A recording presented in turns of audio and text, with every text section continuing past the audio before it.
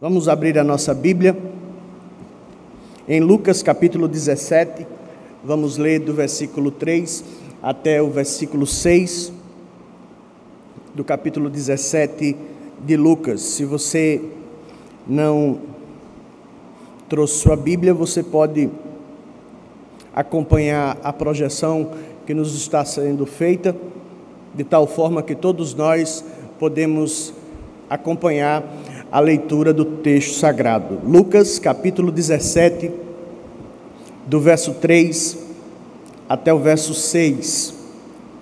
Acautelai-vos, se teu irmão pecar contra ti, repreende-o, se ele se arrepender, perdoa-lhe.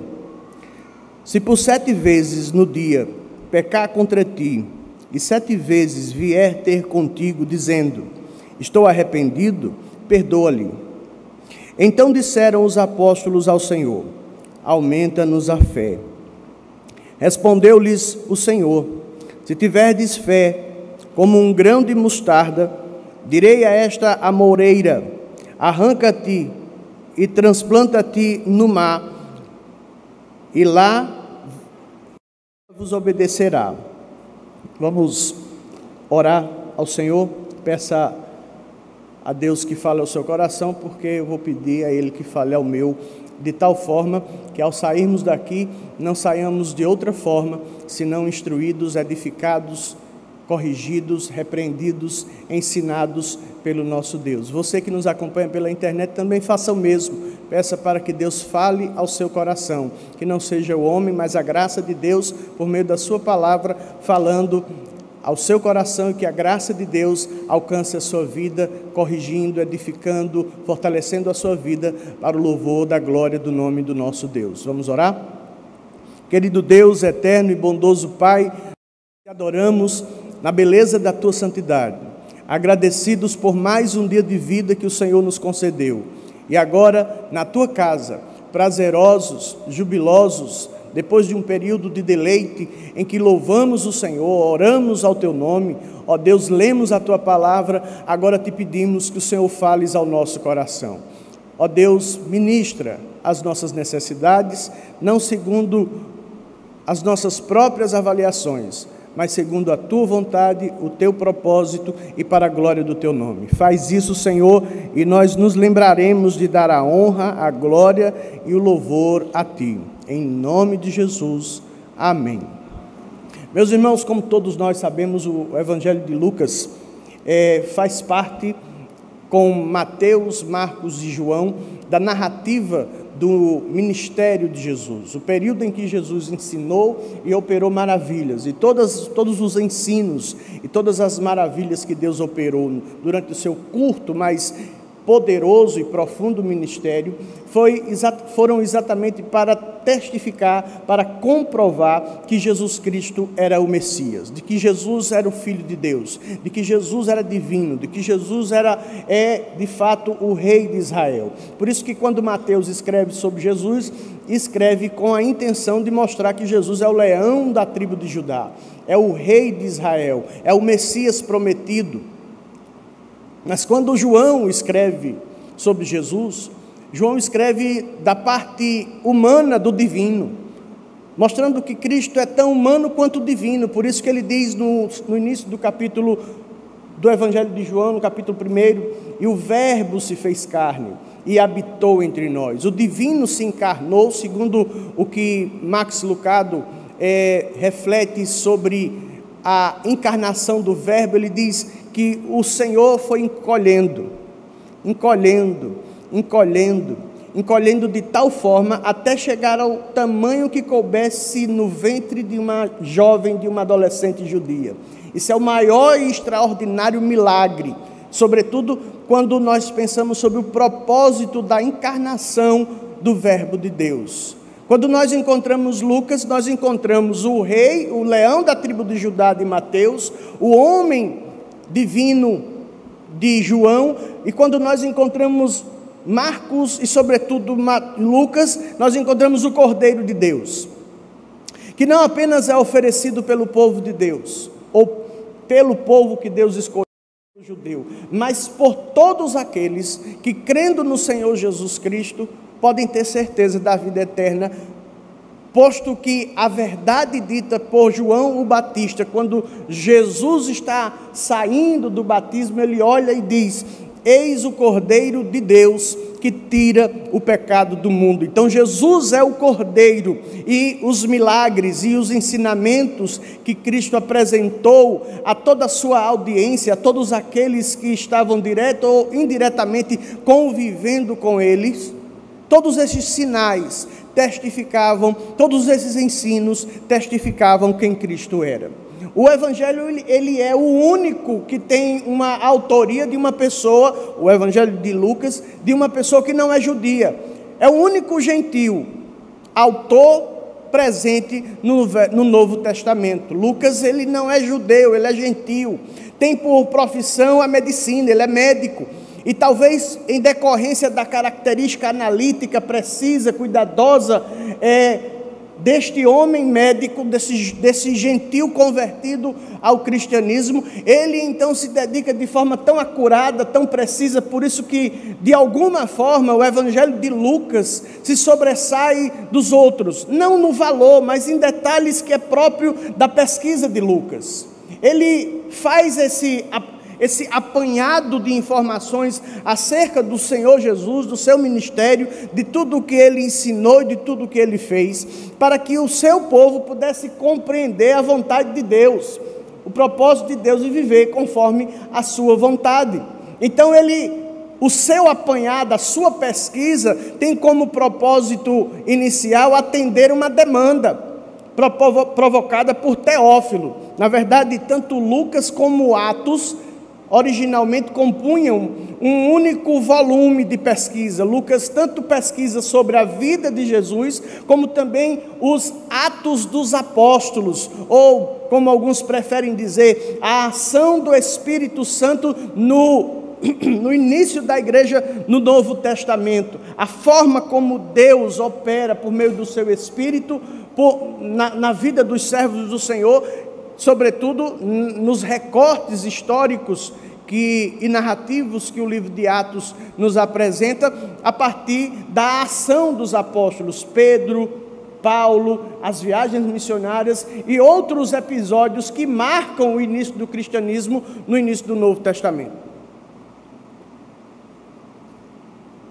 Se nós fôssemos dividir o capítulo 17 em partes, nós dividiríamos exatamente em partes extremamente práticas, porque o Senhor Jesus está ensinando aos seus discípulos coisas concernentes ao reino de Deus, coisas que têm a ver com o dia a dia, coisas que têm a ver com a rotina, com os relacionamentos, algo que precisa ser tanto estimulado nas relações horizontais quanto verticalizadas, ou melhor dizendo, as relações que passam a existir na vida do discípulo, na relação verticalizada, deve ser horizontalizada.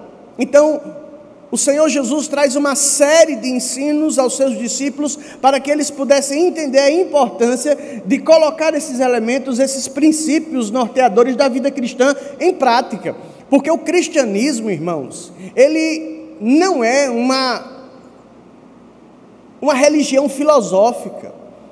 Nós não estamos aqui para filosofar, nós não estamos aqui para apenas refletir sobre grandes e profundas verdades, mas sendo impactados, transformados por estas verdades, impulsionados para vivê-las no nosso dia a dia, na base, sobretudo, da grande verdade da renúncia, porque Cristo já disse: aquele que quer vir após mim, negue-se a si mesmo, tome a sua cruz e siga-me. Porque aquele que quiser ganhar a sua vida, perdê-la-á. Aquele que perder a sua vida por minha causa, achá-la-á. Então, o cristianismo é o aprendizado de verdades profundas e transformadoras que nos levam a uma vida prática, para que aquilo que Cristo elucidou como sendo a característica do discípulo, ser sal e luz, seja evidenciado.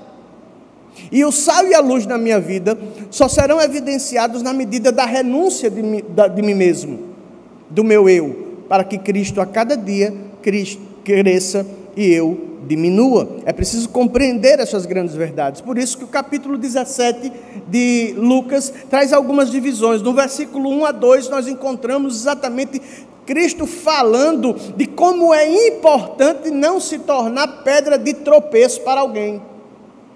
Não se tornar pedra de tropeço para alguém. No versículo 3, da parte B, até o versículo 6, nós encontramos Cristo falando sobre perdão.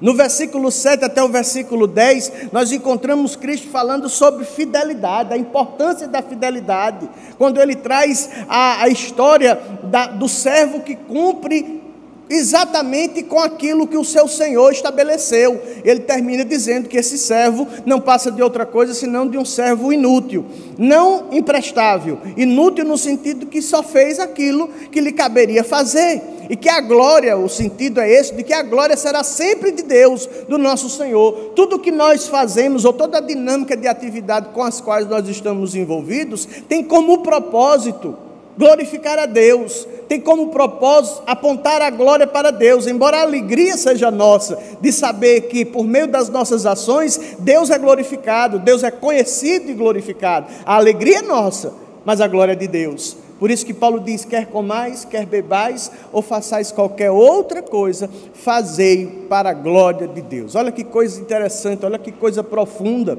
As minhas ações, os meus pensamentos, os mais rotineiros, os mais simples, como acordar, como deitar, ou envolver-se com atividades relativamente complexas na vida, tudo isso está envolvido com o sentimento de que Deus seja glorificado em tudo que eu faço, no lazer, numa conversa, no relacionamento. Tudo deve estar envolvido com a intencionalidade.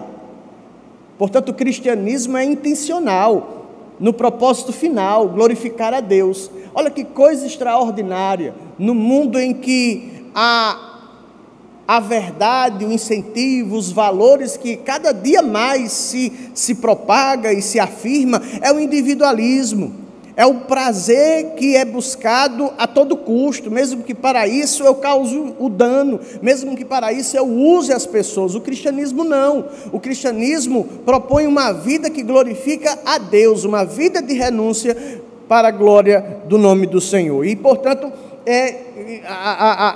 a quarta parte do capítulo 17, do versículo 10 até o versículo 19, nós encontramos outro ensinamento muito profundo, muito importante, que é exatamente a prática da gratidão.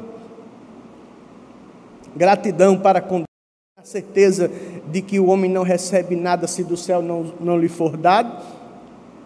Tudo que nós temos não é nosso, nem na origem, nem no propósito, porque a origem é Deus e o propósito é para a glória de Deus.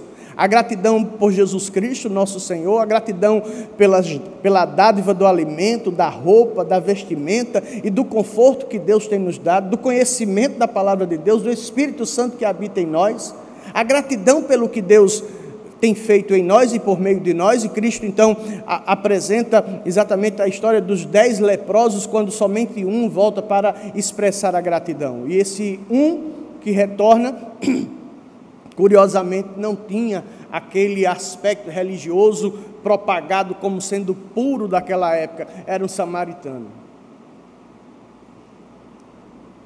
Finalmente, na última parte do capítulo 17, nós encontramos, a partir do versículo 20 até o 37, informações acerca dos últimos tempos, da manifestação da glória de Cristo, o retorno de Cristo, os últimos dias, e por isso o princípio que pode ser identificado ali no final do capítulo 17 é exatamente a prontidão.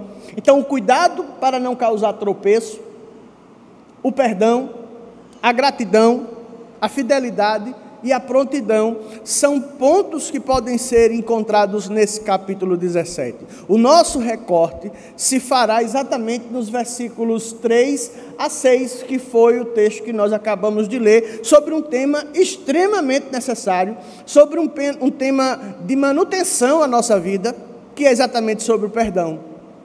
O perdão que recebemos da parte de Deus e o perdão que recebemos, que praticamos uns para com os outros. Porque como ser relacional que somos, relacionamos-nos dentro de casa com o nosso marido, com a nossa esposa, com os nossos filhos, com os nossos pais, com os nossos parentes de modo geral, com o nosso colega de trabalho, com o nosso amigo, com o nosso irmão na igreja. Sentamos, planejamos, discutimos, divergimos, magoamos, somos magoados, ferimos e somos feridos.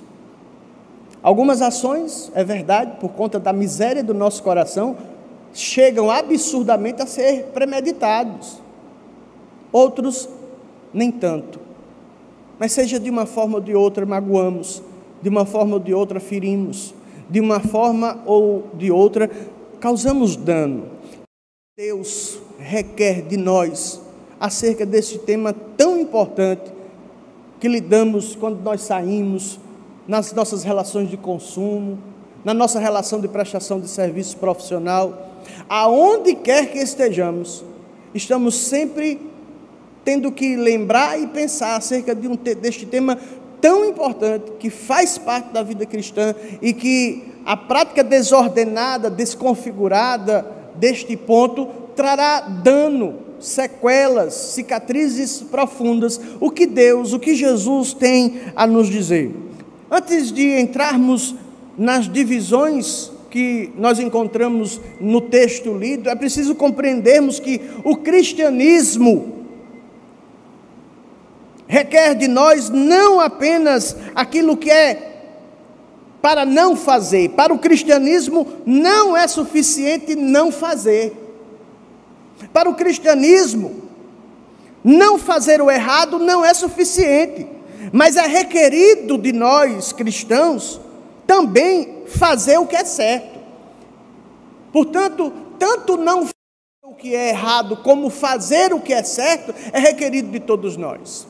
A partir dessa premissa, nós então refletimos sobre dois pontos, três recortes devocionais, 3 pontos reflexivos, 3 verdades que podemos refletir acerca do perdão como elemento impulsionador para que o amor não encontre limites. O primeiro deles, ou a primeira verdade, está presente no versículo 3, que é exatamente a verdade que diz que a repreensão fraternal, conduzida pela sinceridade e pelo amor, afasta tanto o ódio como o desprezo e a falsidade. A repreensão, vamos ler o texto, versículo 3, vamos considerar todo o versículo. Acautelai-vos, o verbo aqui é um verbo de cuidado, é para que os discípulos tenham cuidado, é para que haja um cuidado com o próximo. O cuidado não é consigo. Quando a gente vai em alguns momentos, em alguns lugares, a gente precisa ter cuidado com a gente. Quando a gente vai visitar as piscinas naturais do Seixas, ou em qualquer outro lugar desta orla, né, linda do nosso Nordeste, em alguns lugares, lá os corais, que são organismos vivos, mas que possuem ali uma estrutura cortante. E é preciso que a gente ande com muito cuidado. E aí os guias muitas vezes, olha, vá de chinelo, pise com cuidado. Se for descalço, com mais cuidado ainda, para que você se preserve. Aqui não é o cuidado de autopreservação apenas, mas sobretudo o cuidado com o próximo. Num tema tão importante como o perdão, que deve ser praticado, que deve ser vivido. Olha o que o texto diz, portanto, a partir do verbo que está impulsionando a reflexão para o cuidado prático. Acautelai-vos. Se o teu irmão pecar contra ti, repreende-o, e se ele se arrepender, perdoa-lo. Sabe, irmãos, o ato de procurar alguém que nos feriu, procurar alguém que nos causou o dano, é algo fundamental na vida dos relacionamentos, sobretudo na vida do cristão. Mas essa ida, essa procura, ela não deve ser feita a partir de pressupostos próprios, mas segundo o que a palavra de Deus diz que deve ser feito e como deve ser feito. Esse texto encontra harmonia naquilo que está preconizado em Mateus capítulo 18. Claro, Mateus capítulo 18 traz um complemento que vai chegar exatamente à ordem administrativa eclesiástica. Quando o faltoso não se mostra corrigível, arrependido, ele deve ser considerado inclusive como um publicano. E aí são atos administrativos eclesiásticos praticados por quem de competência própria. Mas Lucas está falando aqui daquilo que pode e deve ser feito individualmente. Procurar. A grande questão não é a falta de disposição de procurar, porque muitas pessoas têm a disposição e procuram, só que procuram com a foice amolada, procura com machado, procura com punhal nos dentes, procura pronto para matar. Procura aquela pessoa pronto para iniciar uma guerra, e não para iniciar uma reconciliação. Pronto para iniciar um debate, e não um momento de reconciliação. É preciso, portanto, que tenhamos o nosso coração conduzido, a nossa mente dirigida por Deus, na hora de procurarmos a outra pessoa para tratarmos a questão específica. Portanto, o texto diz: se o teu irmão pecar contra ti, é o pecado que é praticado contra nós, aquilo que nos magoa, repreende-o. O verbo repreender aqui está disposto numa disposição muito própria, que tem a ver com o julgamento que é feito, mas esse julgamento encontra respaldo na palavra de Deus. Mas esse julgamento não é um julgamento condenatório, no sentido de que aquela pessoa seja esquecida, mas é no sentido de dizer assim: há uma falta, foi cometida uma falta, essa falta precisa ser refletida, essa falta precisa ser abandonada, a conduta precisa ser revista, e o relacionamento precisa ser fortalecido. Esta é a intenção. Por isso que a grande verdade da primeira lição é que a repreensão fraternal, quando ela é conduzida pela sinceridade, porque, irmãos, às vezes a gente dá um jeito e maqueia a situação, parece que a gente procura por um desencargo de consciência, para que a nossa consciência não fique martelando, mas na verdade tudo aquilo que a gente fala não está acompanhado de sinceridade. A gente está tentando tratar um pecado que há entre duas pessoas, uma situação que há entre duas pessoas, praticando um pecado maior contra Deus: a falsidade, a falta de sinceridade, pela indisposição de se expor, pela indisposição de se humilhar. Então a gente começa a fazer o jeitinho que só a gente sabe fazer, porque é próprio do ser humano miserável e pecador. A gente se perde no processo, porque a gente, de saída, a gente sai sem a intenção própria. É verdade, porque a gente está magoado, é verdade, porque está doendo, a ferida está aberta, doeu muito, é verdade. Eu não fui criado pela minha mãe, fui criado pela minha tia, e depois de muitos anos alimentados por informações negativas da ausência e de algumas condutas da minha mãe, que refletiram em toda a minha vida, essas informações contínuas, elas foram sendo acumuladas, e o acúmulo dessas informações foram criando crostas grossas, rígidas e resistentes. Deus teve misericórdia de mim, transformou a minha vida, perdoou os meus pecados. E a partir daí, eu entendia que todos os aspectos da minha vida estavam resolvidos.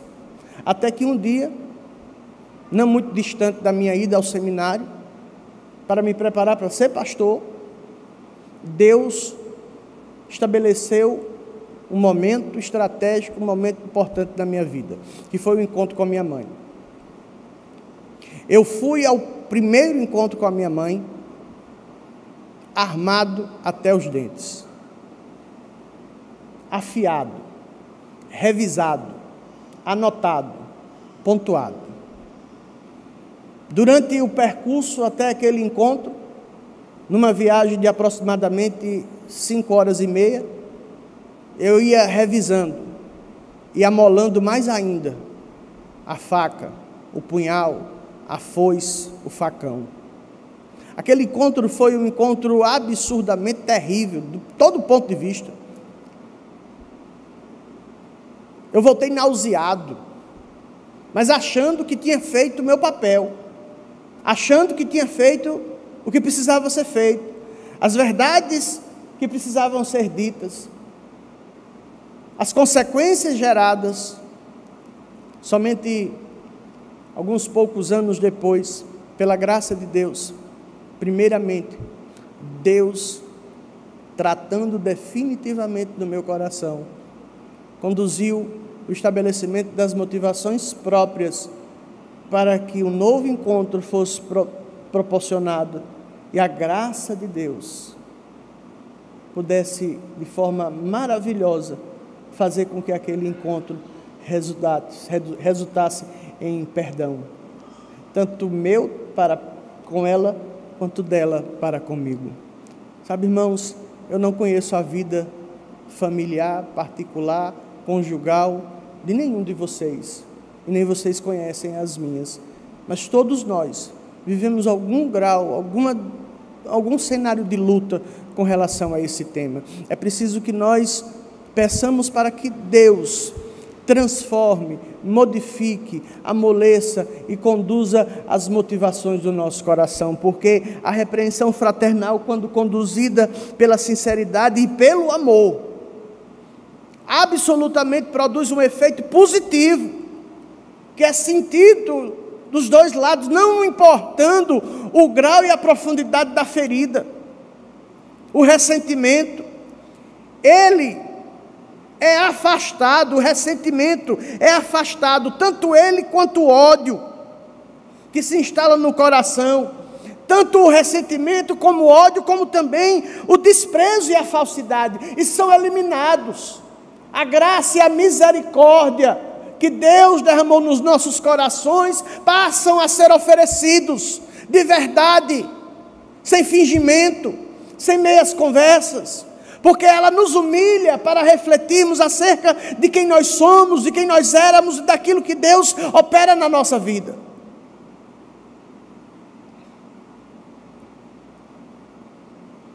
É verdade que quando somos feridos, somos magoados, mas sabe muitas vezes qual é a alternativa que a gente faz? Ao invés de procurar com sinceridade e amor, a gente procura o irmão da igreja, chama, aquela ali, que eu não quero nem dizer o nome, me magoou, fez isso e aquilo outro, vamos orar, e começa a dizer, daqui a pouco chama outra, que chama outra. É o homem também, porque tem homem fofoqueiro. O ser humano é fofoqueiro.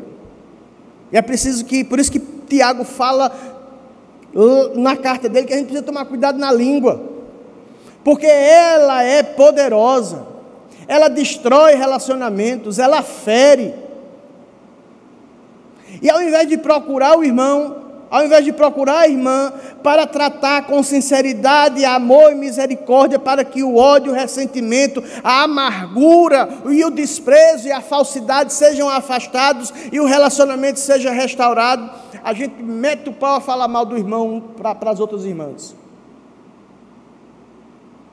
Tanto mulher faz isso como o homem faz isso. Aí eu lhe pergunto, a gente está resolvendo a situação? Não, a gente está piorando, porque cada encontro que eu exponho as vísceras causadas por uma palavra, uma atitude, alguma coisa que foi feita, a coisa se intensifica mais ainda, e eu transmito, compartilho esse sentimento, de tal forma que às vezes a outra pessoa absorve, e passa a olhar a outra, aquela que causou o dano, de forma diferente. Isso acontece na família, isso acontece no trabalho, isso acontece muito. Por isso que ao invés de compartilharmos a nossa mágoa com as outras pessoas, devemos procurar aquela pessoa que nos causou mal. Isso acontece nas famílias, quando as famílias se reúnem. Quem está por dentro sabe muitas vezes que aquele primo não se dá com aquela prima, que o irmão engole aquela irmã por conta de um evento, um acontecimento, de que o marido não está tão bem quanto a foto procura dizer, de que é preciso encontros sem armas, encontros com as motivações mais nobres, que é a sinceridade, o amor e a disposição de que aquilo seja tratado, resolvido, curado. O verdadeiro perdão, portanto, não exclui a dor, porque o perdão não nos cega acerca do dano causado. O perdão não nos cega acerca da realidade, mas ele nos capacita para que, além da dor, nós possamos compreender que mesmo que alguém tenha sido ferido, há um preço necessário a ser pago para que a ferida cicatrize. Certa feita, o nosso pastor, o reverendo Robson, falando sobre perdão, ele disse: o perdão não é humano, e não é mesmo.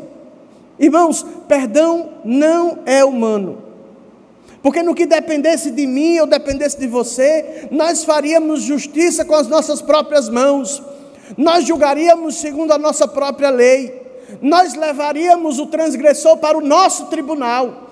Graças a Deus, porque não somos autorizados a fazer isso. Graças a Deus, porque a nossa justiça diante de Deus não passa de trapos de imundícia.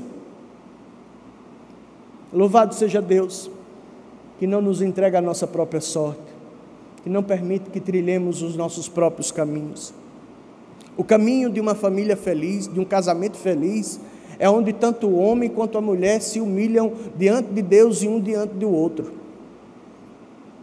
O caminho de um relacionamento familiar, sadio, é o caminho em que os filhos podem se humilhar diante dos pais, e que os pais podem se humilhar diante dos filhos, reconhecendo suas falhas, suas imperfeições, seus atos imprecisos e as consequências dos seus atos e pensamentos e palavras.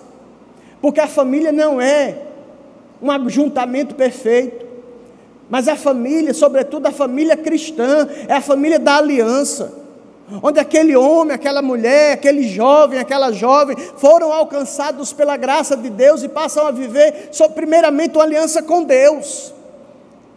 O problema é que parece que isso não é tão significativo, tão profundo na nossa vida. Nós não levamos isso tanto em conta. Sabe, irmãos, o amor deve nos conduzir, nos direcionar a dizer a verdade, sem que para isso seja permitido, sem que para isso seja aberto um caminho, para que a fraqueza encontre lugar e para que a falsa proteção nos impeça de alcançarmos aquilo que Deus tem para nós, combatendo assim e evitando que o pecado se enraize. A questão é que há um nivelamento, tanto aquele que causou o dano, quanto aquele que, ressentido, não procura o causador para tratar essa situação. Os dois já encontram-se numa situação diante de Deus inadequada.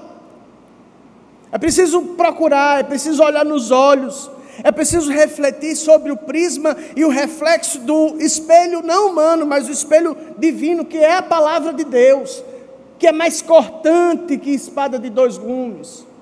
É ela que nos humilha. A humilhação que glorifica a Deus é aquela que é feita primeiramente diante de Deus.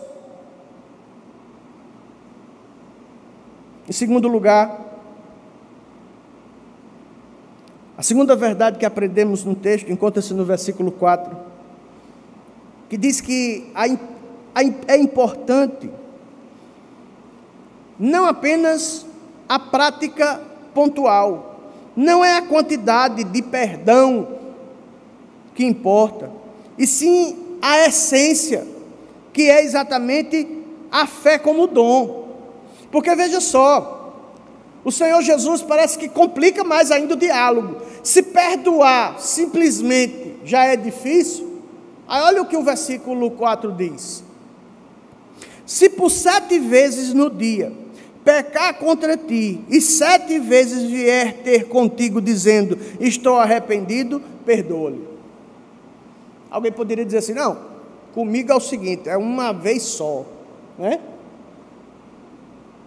Tem gente que é muito criterioso, sério, rígido, talvez seja tão perfeito quanto o critério e a rigidez que essa pessoa tenha.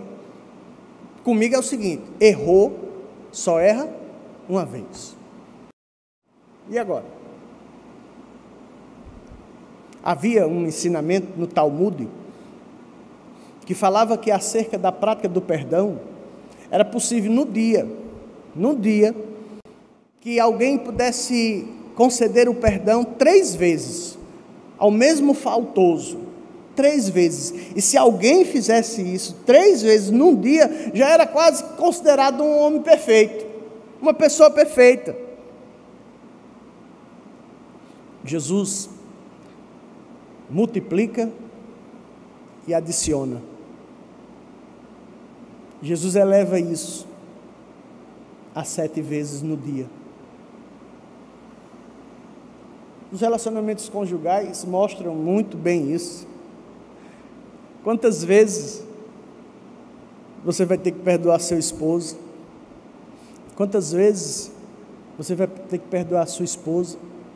É verdade, o texto, tanto o versículo 3 quanto o versículo 4, estão em direções opostas. Um é o que sentiu e sofreu o dano, procura aquele que causou o dano. O outro, versículo 4, diz, aquele que causou o dano, refletindo sobre suas próprias faltas e arrependido, procurando, portanto, o arrependimento norteia a ligação. Tanto daquele que é repreendido e reflete acerca das suas obras e arrepende-se pedindo perdão àquele que foi ferido, quanto na sua reflexão acerca da inconformidade com a conduta cristã, sendo causador do dano, procura arrependido. Isso quebra com o paradigma ou com o referencial daqueles que são perfeccionistas e dizem, comigo errou, só erra uma vez.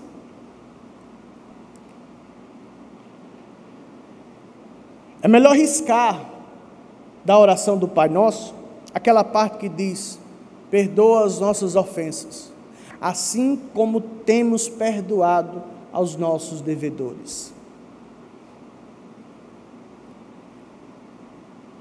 Provérbios, capítulo 24, do versículo 16, e o Salmo 119, no versículo 164, de alguma forma sugere que quando Cristo multiplica e adiciona aquilo que já havia extraordinário registrado no Talmud, mostra exatamente a forma como Deus trata e requer que os seus filhos tratem uns para com os outros. Quando nós lemos em Provérbios 24, 16, que diz, porque 7 vezes cairá o justo e se levantará, mas os perversos são derribados pela calamidade. Quando o Salmo 119, no versículo 164 diz, 7 vezes no dia eu te louvo pela justiça dos teus juízos.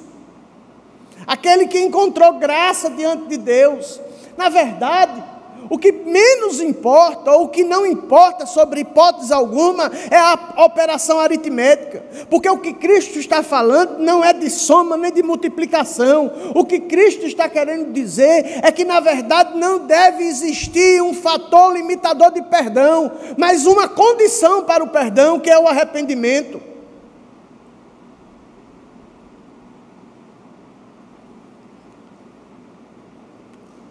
No segundo encontro com a minha mãe,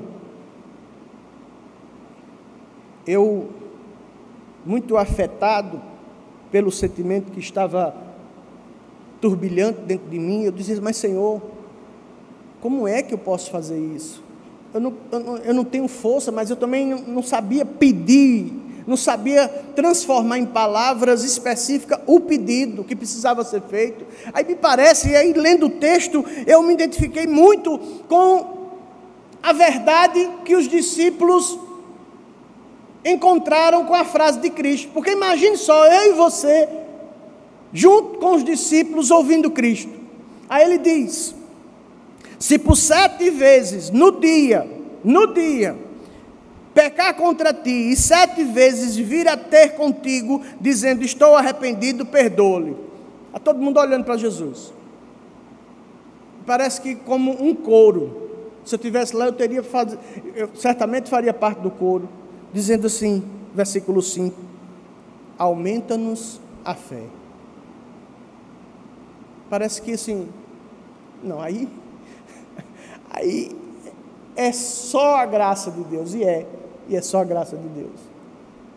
Parece que os discípulos olham um para o outro e dizem assim, não, meu amigo, aí é demais,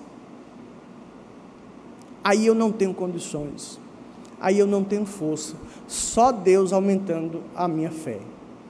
Primeiro, o que essa fé não é? Essa fé não é a fé salvífica que Deus já nos deu em Cristo Jesus. Mas aqui é o exercício da vida cristã, que se traduz na confiança de que Deus tanto trata a mim quanto a outra pessoa.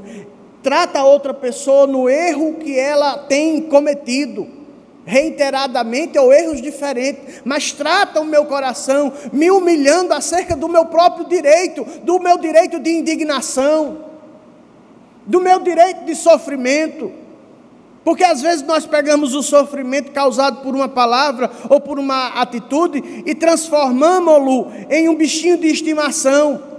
E quando às vezes alguém chega para retirar, a gente fica com raiva, porque ele é o nosso bichinho de estimação, porque é ele que afaga o meu sentimento para lembrar que eu posso ter direito, de que eu não sou tão ruim, de que eu não sou tão injusto, de que eu tenho justiça, de que eu tenho bondade, quando na verdade tudo isso diante de Deus se traduz em absolutamente nada. O perdão, colocado por Deus no nosso coração e dispensado àqueles que precisam, nos humilha e mostra que só a graça de Deus opera na nossa vida, é para operar nas nossas vidas. Em terceiro e último lugar, a terceira verdade que aprendemos nesse texto encontra-se no versículo 5 e 6, que diz que a fé não conhece impossibilidades. A fé não conhece impossibilidades. Foi pela fé que Abraão creu na promessa que haveria de acontecer.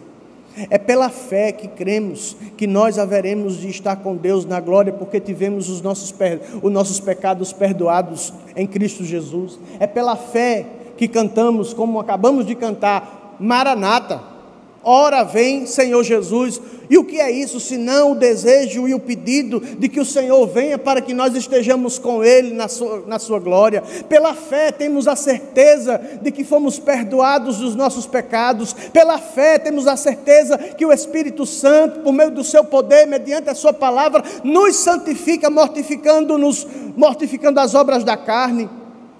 Se pela fé eu vou para o céu, se pela fé eu tenho certeza do perdão que Deus me concedeu, se pela fé eu sei que eu progrido na minha vida santa, se pela fé eu dependo de Deus, por que pela fé eu não haveria de crer que Deus haverá de me conduzir na concessão de perdão que restabelece relacionamentos quebrados? Sabe por quê? É porque muitas vezes nessa área nós somos egoístas e queremos cuidar da manutenção do nosso bichinho de estimação.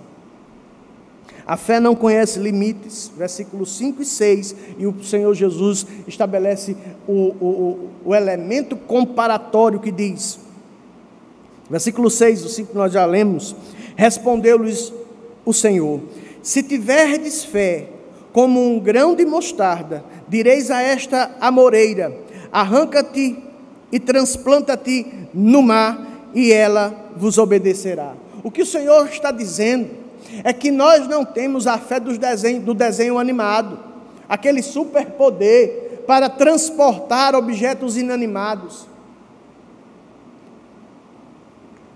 A amoreira é uma árvore de porte médio. ela é uma das espécies de árvores que produzem figos. Mas uma característica desta árvore é que ela é uma árvore de raízes profundas. Ela não é fácil de ser retirada. Na minha adolescência, eu gostava muito de fazer muita coisa, né? Ia para um lado, ia para o outro. E aí eu fui ajudar o meu vizinho a arrancar 2 raízes de coqueiro. Alguém aqui já fez isso aqui? Meu amigo, foi uma semana arrebentado. Eu nunca imaginei, presbítero André, que arrancar a raiz de um coqueiro fosse tão trabalhoso e trouxesse tanto dano à região, porque você cava muito, tanto profundo como assim, você vai abrindo, rasgando a terra. É cansativo, é causticante, é perigoso, porque você faz uso de equipamentos que, se não forem bem usados, causa dano. Tirar a raiz de um coqueiro dá trabalho. Imagine 2 raízes. É muito trabalhoso, é muito cansativo e tem reflexos doloridos.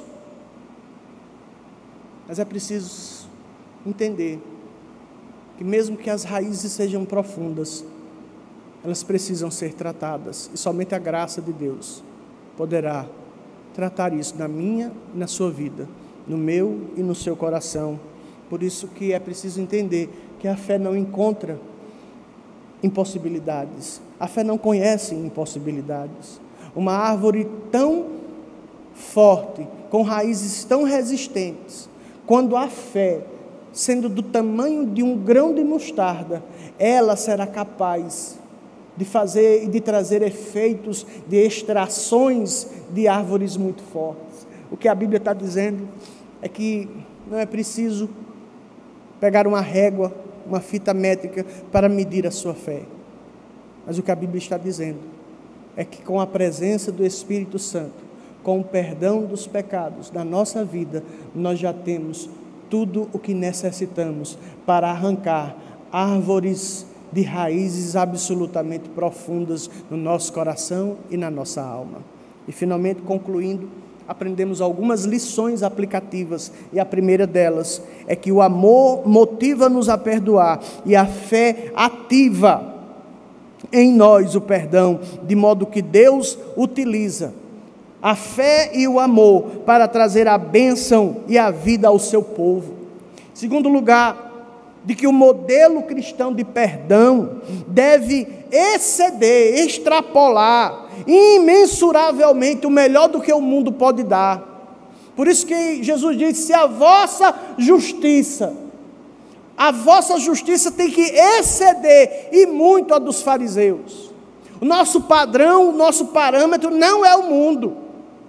O nosso padrão, o nosso parâmetro é muito mais excelente. É o próprio Deus, é o seu caráter, é o seu ser, são as suas obras, são as suas maravilhas e a comunhão que temos com Ele. É preciso desenvolver, praticar o hábito de perdoar, pois dessa forma é possível que outros pequem contra nós. Certamente, é preciso que nós tenhamos o hábito praticado. E finalmente, somente a obediência em perdoar os outros se mostrará que, ou demonstrará que temos confiança em Deus, de que Ele cuidará das consequências, trará esclarecimento, possíveis esclarecimentos a mal entendidos, e fará que tudo coopere para o bem e para a glória dele. Desta forma, o perdão prova tanto o amor quanto a fé. Coloque sua vida diante de Deus, vamos orar para que Deus tenha misericórdia, e esse ponto tão importante e tão presente em todas as áreas da nossa vida, seja algo dirigido e fortalecido na graça e na força do Senhor. Amém? Vamos orar. Querido Deus, eterno e bondoso Pai, nós louvamos o Teu nome pela Tua graça, bondade e misericórdia. Pedimos-te, ó Senhor, que Tu sondes o nosso coração e nos conduza, Senhor, pelo caminho que Tu tens para nós, neste ponto, nesta matéria tão difícil, tão complexa, difícil de tratar, difícil de praticar, difícil de viver. Nós dependemos de Ti, de nós mesmos, Senhor. Nós não temos absolutamente nenhuma condição, nenhuma força, mas somos os Teus servos e queremos praticar, não segundo os nossos critérios, mas segundo os critérios da Tua palavra, segundo o Teu poder e para a glória de Deus. Humilha-nos, Senhor. Ensina-nos, repreende-nos, corrige-nos, para o louvor da glória do Teu nome nós oramos. Amém.